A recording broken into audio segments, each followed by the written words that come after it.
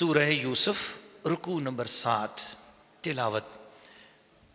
وقال الملك ائتوني به فلما جاءه الرسول قال ارجع إلى ربك فاسأله ما بال النسوة اللاتي قطعن أيديهن إن ربي بكيدهن عليم. قال ما خطبكن إذ راودتن يوسف عن نفسه قلن حاش لله ما علمنا عليه من سوء. قالت امرأة العزيز الآن حسحس الحق أنا راودته عن نفسه وإنه لمن الصادقين. ذلك ليعلم أني لم أخنه بالغيب وأن الله لا يهدي كيد الخائنين. وما أبرئ نفسي إن النفس لأمارة بالسوء إلا ما رحم ربي إن ربي غفور رحيم.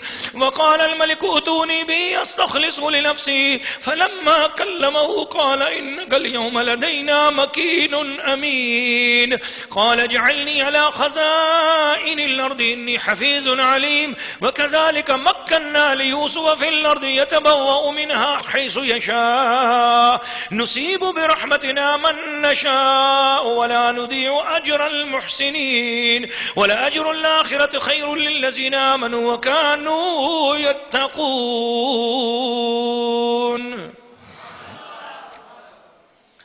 سورہ یوسف رکوع نمبر 7 ترجمہ کنز الایمان. اور بادشاہ بولا کہ انہیں میرے پاس لے آؤ.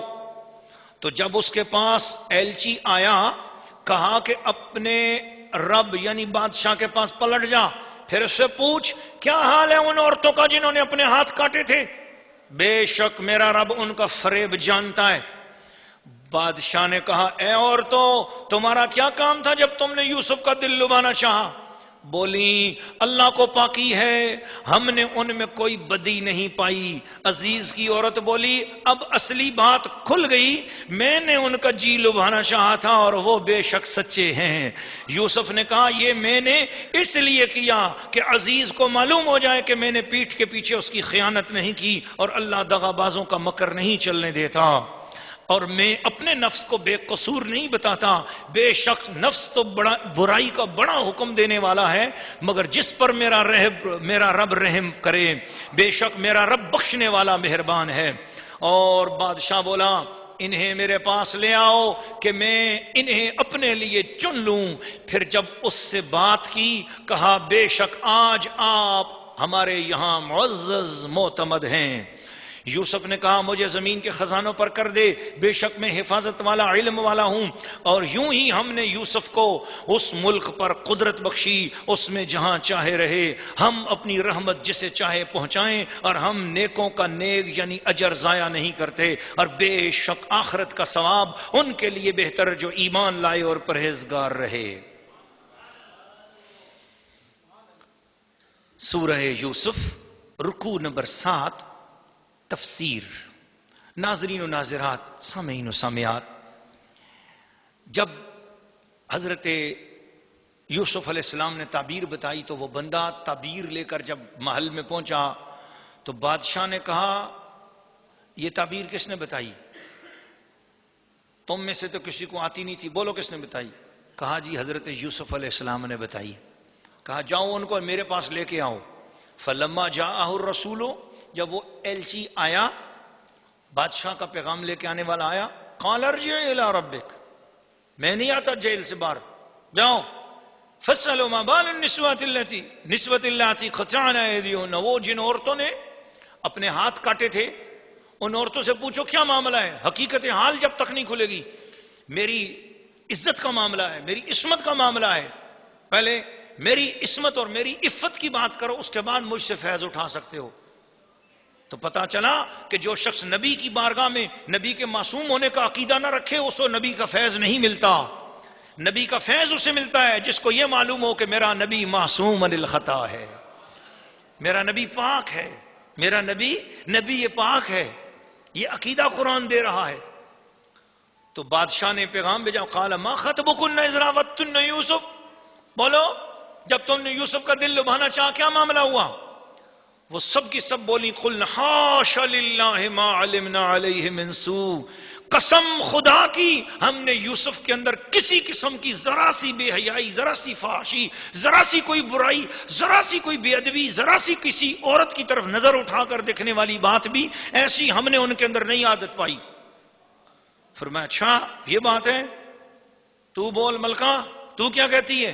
قالت امرأۃ العزیز، ملکہ بولی الآن حصحص الحق، بات کھل گئی ہے، میں بھی جھوٹ نہیں بولوں گی، انا راودتہ عن نفسہ، میں نے ہی ان کو لبھانا چاہا تھا، وانہ لمن الصادقین، وہ بالکل سچے ہیں۔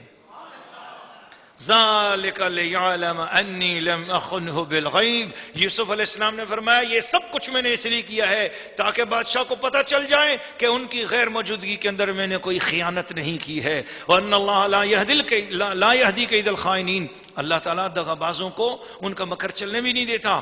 لیکن یہ بات کرنے کے بعد یوسف علیہ السلام نے دیکھا کہ کہیں یہ بڑا بول نہ ہو جائے، ایک دم عاجزی کے کلمات ارشاد فرمائے، وما ابرئ نفسی، میں اپنے نفس کو بے قصور نہیں بتاتا، ان النفس لامارۃ بالسوء، نفس تو ہر انسان کے اندر ہے اور وہ برائی کا بڑا حکم دینے والا ہے، الا ما رحم ربی، مگر جس پر میرا رب رحم فرما دے، ان ربی غفور الرحیم، نفس کی چالوں سے ہر کوئی نہیں بچ سکتا۔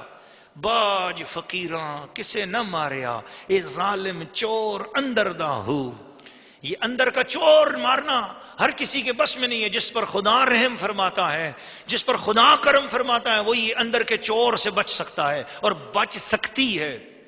عورتوں میں بھی نفس ہے، مردوں میں بھی نفس ہے، اس نفس کے اوپر اگر قابو پانا ہے تو کسی ولی اللہ کے دامن میں اپنے آپ کو دے دو، کسی ولی اللہ کے بیعت ہو جاؤ اور اس کے طریقے پر چلو، اس کی نصیحتوں پر چلو، با پردہ رہو، با حیا رہو۔ مردوں اپنی نگاہوں کو نیچی رکھو، عورتوں تم اپنے حسن و جمال کو اپنے شوہروں تک رکھو، جہاں تمہیں حسن و جمال دکھانے کا حکم ہے صرف وہیں پر دکھاؤ، اس کے علاوہ کسی اور جگہ حسن و جمال مت دکھاؤ۔ کہیں تمہارا حسن و جمال دیکھ کر کسی اور کا نفس شیطان کے پھندے میں پھنس گیا، اس کے جتنے بھی کبیرہ گناہ ہوں گے وہ تمہارے نامہ اعمال میں چلے جائیں گے۔ اللہ تعالیٰ ہماری ماؤں بہنوں بیٹیوں کی بھی عزت کی حفاظت فرمائے اور ہمارے نوجوانوں کی بھی آنکھوں اور دل کو اور خیالات کو اور ہم سب کو اللہ پاک حیا اور شرم اور حیا اور پاکیزگی نصیب فرمائے۔ بادشاہ نے کہا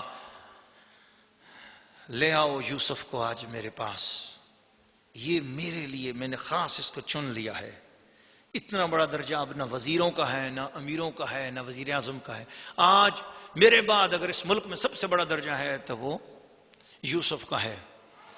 قال انک اليوم لدینا مکین و نمین، آج ہمارے خاص معزز اور معتمد ہو، وزیر اعظم سے بھی اونچا درجہ آپ کا ہے۔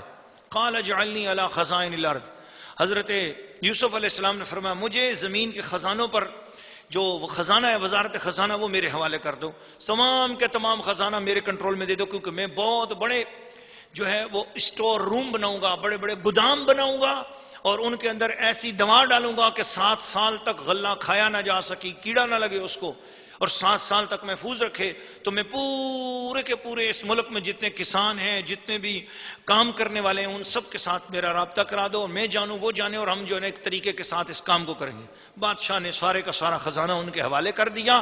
قرآن مجید اس مقام پر کہتا ہے کہ کذالک مکننا وکذالک مکننا لیوسف فی الارض، وہ کنویں میں پھینکے ہوئے یوسف کو بھی دیکھو، اور آج سارے خزانہ مصر کے اوپر قابو پانے والے یوسف کو دیکھو، کنویں میں ڈالنے والے بھائی تھے اور اس تخت پر پہنچانے والا اللہ ہے۔